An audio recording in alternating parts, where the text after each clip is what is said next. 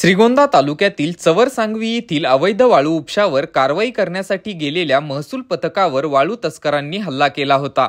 या हल्ल्यामध्ये 2 जण जखमी झाले होते। त्यावेळेस तहसीलदारांची गाडीही फोडण्यात आली होती।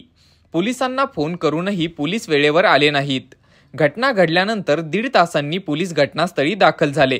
त्यामुळे वाळू तस्करांनी पथकावर हल्ला करून वाहने पळवून नेली होती। या प्रकरणी श्रीगोंदा पोलीस ठाण्यामध्ये फिर्याद दाखल करण्यात आली आहे। मात्र पोलिसांनी अद्यापही आरोपींना अटक केली नसल्याने संतप्त तलाठी संघटनांनी काम बंद आंदोलन पुकारले आहे। जोपर्यंत आरोपींना अटक होत नाही आणि कारवाईसाठी पोलीस संरक्षण मिळत नाही तोपर्यंत आंदोलन चालू ठेवण्याचा इशारा तलाठी संघटनेने दिलाय। तालुक्यामध्ये गौण खनिज उत्खनन व वाहतूक यावर प्रतिबंधात्मक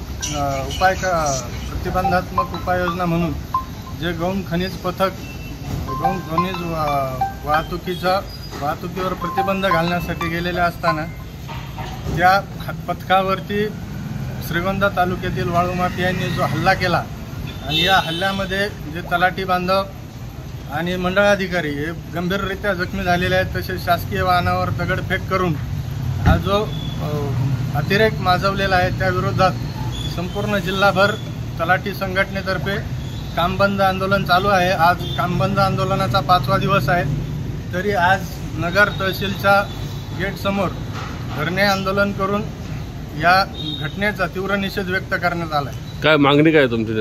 आमची मागणी अशी आहे की ज्या पथकावरती हल्ला केलेला आहे त्या हल्लेखोरांना तात्काळ अटक करून त्यांच्यावर कडक कारवाई करण्यात यावी। तसेच यानंतर जे गौण खनिज वाहतुकीसाठी पथकं तयार केलेले आहेत या पथकांना पोलीस संरक्षणातच या गौण खनिज वाहतुकीची कारवाई करण्यात यावी।